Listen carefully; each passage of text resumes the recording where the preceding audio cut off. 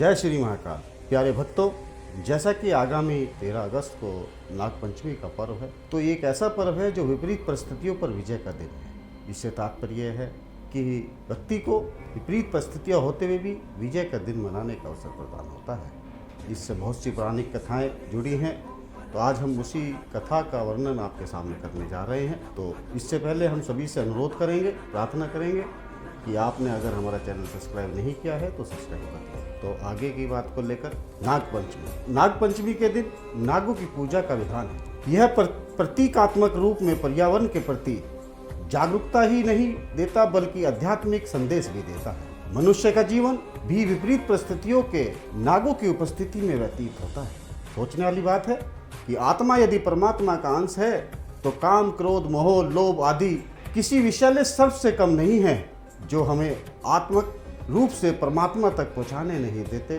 हमें विपरीत परिस्थितियों के नागों को भी स्वीकार करना होगा, उनका सम्मान करना होगा, क्योंकि वो ही हमें सफल बनाते हैं। साथ ही उनसे बचने या पार पाने के उपाय हमें अपने विवेक द्वारा ढूंढने होंगे। तो प्यारे दर्शकों, पौराणिक कथा के अनुसार द्वापर युग के अंतिम राजा परीक्षित को तमाम अनुष्ठान के बावजूद तक्षक नामक सर्प ने मार डाला था। ये सब आप भली भांति जानते हैं। लेकिन मृत्यु रूप में जन्मे परीक्षित को योग शक्ति से कृष्ण जी ने बचा लिया था। परीक्षित को आशय ही परीक्षित से है। संसार आत्मा परमात्मा के परिशर्ष में अविरूपी सर्प डसने की आशंका निरंतर बनी रहती है। विकार रूपी कलयुग जब विवेक रूपी राजा परीक्षित के राज्य में घुसने की कोशिश करने लगा तो दया भाव में आकर राजा परीक्षित ने सोना, जुआ, मद, स्त्री और हिंसा में कलयुग की स्थान दे दिया। इसी पंच स्थलों से निकलने वाले सर्प मनुष्य के सुखद जीवन को डसते हैं। नागपंचमी की एक और पौराणिक कथा के अनुसार नागों की माता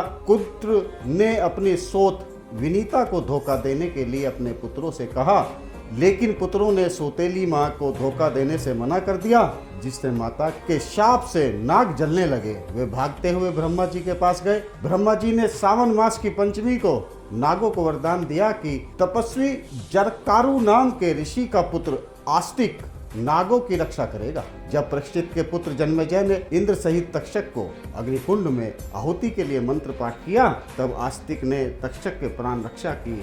यह स्थिति भी पंचमी ही थी। मानता है कि नागों के ज्वलनशीलता को कम करने के लिए उन्हें दूध से स्नान कराने व पूजा करने का विधान बनाकर विकारों का सर्प हमेशा सकारात्मक परिस्थितियों को डसता रहता है। द्वापर में कालिया नाम के नाग ने यमुना के जहर को प्रदूषित कर जहरीला बना दिया था।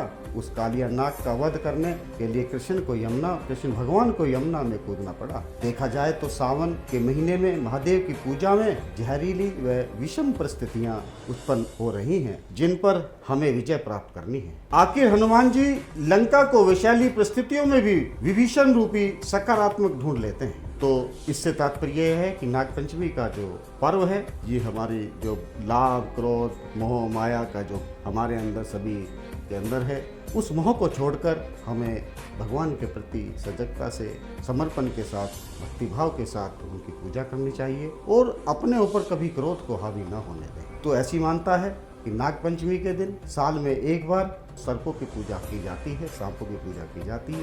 ये साल में एक बार ही इसका विधान है। तो ये सावन महीने की पंचमी आप सभी के लिए आशीर्वाद लेकर आए, खुशियाँ लेकर आए, और ऐसी ही हम सुंदर कामना करते हैं कि बाबा महाकाल आप सभी की जीवन को एक सकारात्मकता की तरफ ले जाए, जिससे आपका जीवन काफ़ी प्रसन्नता से रहे। इन्हीं शब्दों के साथ मैं आप सभी से विदा लेता हूँ। जय श्री महाकाल। देवों के देव महादेव से जुड़े किस्सों को जानने के लिए सब्सक्राइब करें हमारा YouTube चैनल महाकाल टीवी।